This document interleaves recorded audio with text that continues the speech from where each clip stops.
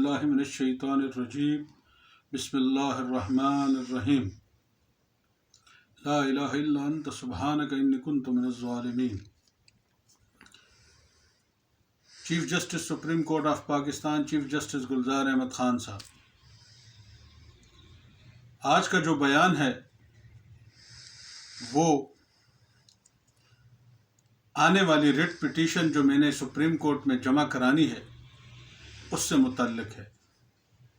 और supreme court आने से पहले मैं अपने इन बयानात में कौम के सामने वो तमाम हकाइक भी रख रहा हूँ और इन्हीं बुनियादों पर मैं सुप्रीम कोर्ट में रिट जमा कराऊंगा,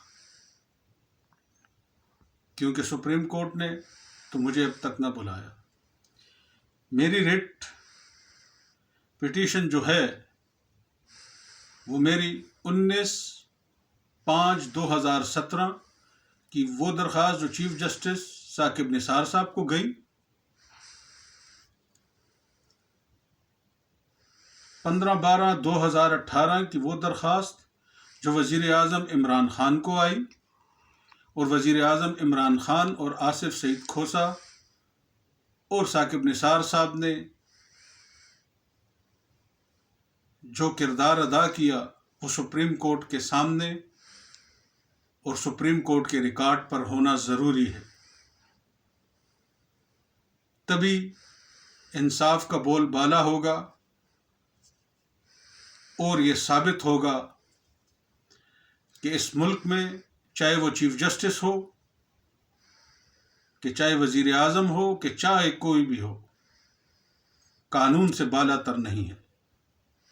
इंसाफ की बालादस्ती की लड़ाई है जो आपके सामने रखी जाएगी। मेरी 21/2/2021 की दरख्वास्त में जमात-उद-दावा से रिलेटेड भी कुछ चीज़ें मैंने आपको लिखी हैं और चेयरमैन नैब ने तो मुझे बुला लिया और शायद वो मुझे बुला के पछता भी रहे हों, क्योंकि वो वीडियो रिकॉर्डिंग वज़ीर आज़म इमरान खान में जुर्रत हो तो नैब से मंगवा के एक ऑन एयर प्रोग्राम कर लें। वो कैसे करेंगे और वो क्यों करेंगे? क्योंकि सुप्रीम कोर्ट के साथ साथ चेयरमैन नैब के सामने जो शवाहिद आए हैं, तो क्या वो अमीर हैदर खान होती या आईजी मलिक नवीद की उन करप्शंस में जिन्होंने आईजी मलिक नवीद का या हैदर होती का साथ दिया, उन गड़े मुर्दों को उखाड़ें? क्या करेंगे? इसी तरह आप देख लें परवेज़ खटक जो वज़ीर दिफा है, क्या करेंगे वो? तो इसीलिए मैंने सुप्रीम कोर्ट में इस वक्त एक केस पेंडिंग पड़ा है कच्चा-गड़ी ज़मीन का। मैंने नैब के ऑफिस में writ petition number 2105 sun 2011 Abdurrahman Kaiser son of मियाँ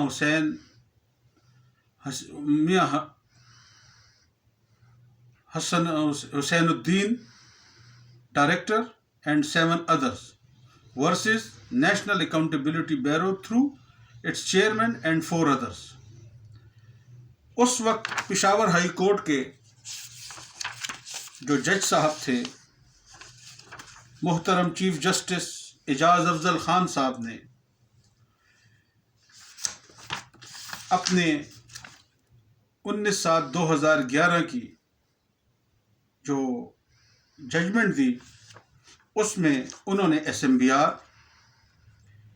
director anti corruption establishment, respondent number 3, respondent number 4 chief secretary को 1 महीने के अंदर अंदर रिपोर्ट जमा कराने को कहा। ये ज़मीन फिरोख्त हो जाती और ये ज़मीन کس کو دینی تھی اور اس پہ کس نے قابض ہونا تھا، یہ وہ تلخ حقائق تھے جو اس USB میں نے چیئرمین نیب کے سامنے وہ ویڈیو ریکارڈنگ رکھی، جس میں میں نے کہا کہ مغربی طاقتیں ہارون بلور سے کون سا کام لینا چاہتی تھیں، لیکن وہ نہ ہو سکا۔ یہ بھی اللہ کی مہربانی تھی، اور ہارون بلور نے اس میں کچھ تو اچھا کردار ادا کیا ہوگا، تبھی تو آرمی چیف صاحب جنرل آصف غفور ان کی شہادت پہ تعزیت کے لیے ان کے گھر پہنچے۔ جہاں تک بات ہے انصاف کی، تو انصاف کی بالادستی کی لڑائی تو ہم لڑ رہے ہیں، نہ کسی سے ڈرنا ہے نہ کسی سے خوف کھانا ہے۔ جو حقیقت ہے وہ حقیقت ہے، اور حقیقت سے پیچھے نہیں ہٹنا۔ اسی طرح پرویز خٹک کی کرپشن کے ثبوت کے لیے میں نے چیئرمین نیب کو کہا کہ آپ مجھے لکھیں گے کہ میں آج آپ کے دفتر پیش ہوا، اور آپ اس خط میں یہ لکھیں گے کہ آپ آئے، آپ نے یہ ثبوت ہمیں دیے، اور پرویز خٹک کی کرپشن کے ثبوت ہمیں مہیا کریں۔ اس میں نے آفتاب احمد خان شیرپاؤ کے جن طالبان کے ساتھ تعلقات تھے وہ بھی میں نے ثبوت دیے، اور ساتھ میں نے چیئرمین نیب صاحب کو ایک ایسا ثبوت بھی دیا، اور اس میں کہا کہ آپ کے سابقہ DG پشاور سلیم شہزاد صاحب، جن کو وزیر اعظم صاحب کی اسپیشل سمری پہ ابھی ایکسٹینشن دینے کے لیے چیئرمین نیب صاحب نے لکھا ہے، انہوں نے ایک کیس بنایا تھا پشاور میں ویلفیئر بورڈ کے خلاف۔ 500 کنال اراضی ہے، اس میں چیئرمین اور سابقہ secretary finance Zia ur Rahman, minister Sher Azam, اور اس کے ساتھ Ata ur Rahman special secretary home, secretary welfare board Tariq Awan وغیرہ شامل ہیں۔ اور وہ ثبوت جب میں نے ان کو دیے تو میں نے کہا اب آپ جو ریفرنس بناؤ گے تو وہ اربوں میں ہوگا۔ ان میں ہارون بلور صاحب کے بھی بہت اچھے دوستوں میں ضیاء الرحمان صاحب ہیں، سیکٹری فائنانس رہے ہیں، ان کا ان کی فیملی سے بڑے اچھے تعلقات ہیں۔ تعلقات اپنی جگہ، اسی لیے میں نے یہ الفاظ استعمال کیا، تعلق کی بنیاد پر جب بشیر احمد بلور پر خودکش حملہ ہوا تو ہارون بلور نے مجھ سے ایک مدد مانگنی چاہی کہ تم تو ایسے بھی جس راستے پہ اس وقت چل رہے ہو اس میں میری کچھ مدد کرو۔ انہوں نے بتایا کہ بشیر بلور پہ جو خودکش حملہ ہوا اس کے جو طالبان تھے وہ ہزروں سے آئے تھے، ان مضافات سے آئے تھے۔ تو اس میں نے اس وقت کسی سے مدد مانگی، اسے میں نے مسجد بلایا، وہاں گفتگو ہوئی۔ اس گفتگو میں کچھ ایسی گفتگو تھی، اس کا تھوڑا سا حصہ کاٹ کر میں نے غلام بلور، دانیال بلور اور کافی لوگوں کو واٹس ایپ کی، جس میں ڈی ایس پی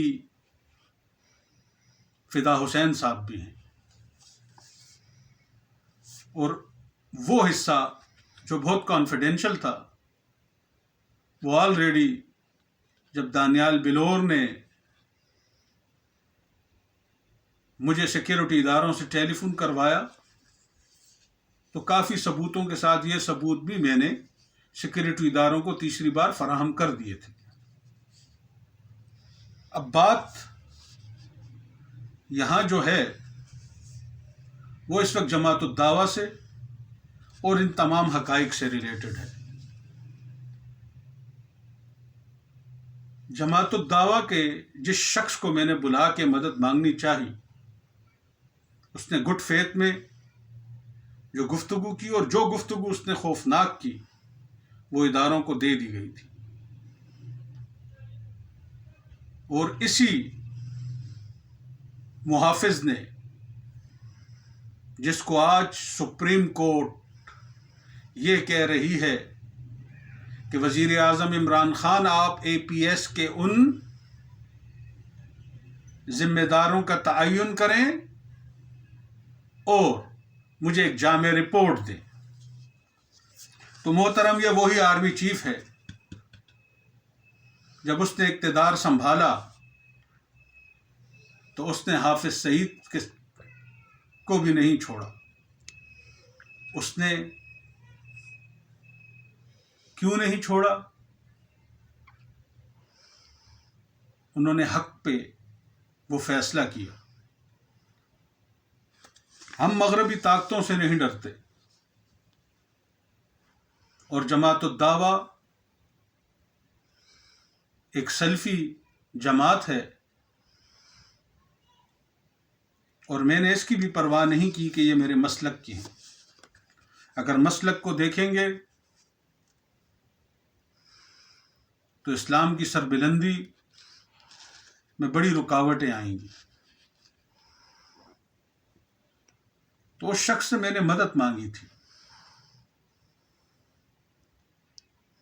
اور اس نے کچھ باتیں کی جب میں نے ہارون بلور کو کی تو ہارون بلور نے پھر مجھ سے مدد نہیں مانگی۔ پھر اس نے کہا کہ جانے دو۔ ہارون بلور کا خود بھی سیکیورٹی اداروں میں بڑا اچھا تعلق تھا۔ میں نے یہی پوچھا تھا کہ آپ کو یہ کس نے بتایا؟